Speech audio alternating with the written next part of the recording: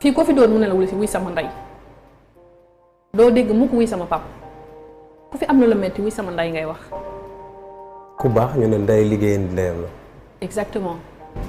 Même quand tu ramènes ça sur le plan de la religion, quand tu vas même à la Mecque, même dans les autres pays, boo demee xool seen histoire religieuse laay wax kenn mënul xam les grands hommes.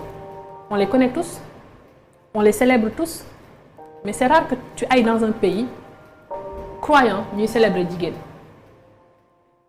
Même dans l'islam, il y a très peu de gens qui peuvent te dire qui est la mère du prophète. Il y a très peu de gens. Makka dañuy dem di ziyaare Seydina Mohamed, mais Sénégal rek ngay gis nit ñi di def màggal di dem ziyaare ji jigéen ñu Soxna Jaara. Ça montre en fait l'exception et le respect de la culture qui est la nôtre. Loolu du diine gi moo ñu ko may de, la culture du respect de la femme moo ñu ko may. boo xoolee màggal Porokhane man je vais pas dans des rassemblements religieux, mais boo xoolee l'affluence qu'il y a, le dévouement des gens qu'il y a pour une femme. Quand tu regardes, est-ce que yaayu Seydina Mohamed sax am na loolu ci célébration? Oui, Aminata. Est-ce que am na loolu ci célébration?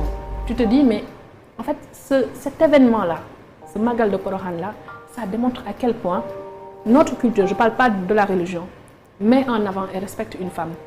Parce que dafa jur ki nga xamante ne Serigne Touba.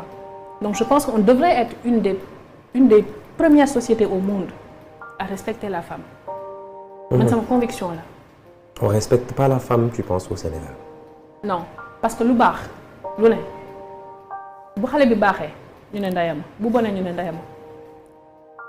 C'est équilibré, c'est tout revient à la femme. yow mii di seetaan suñu vidéo ci TikTok ñu ngi lay ñaan nga dem abonné ci suñu chaîne YouTube 28actu.net boo duggee ci suñu profil TikTok di nga gis lien YouTube bi nga cliquer ci mu yóbbu la directement sur YouTube nga abonné activer cloche de notification bi sur toutes les notifications loolu mooy waxal bépp vidéo bu ñu dugal nga mën cee jot ci sens yi 28actu.net l'information livrée minute par minute.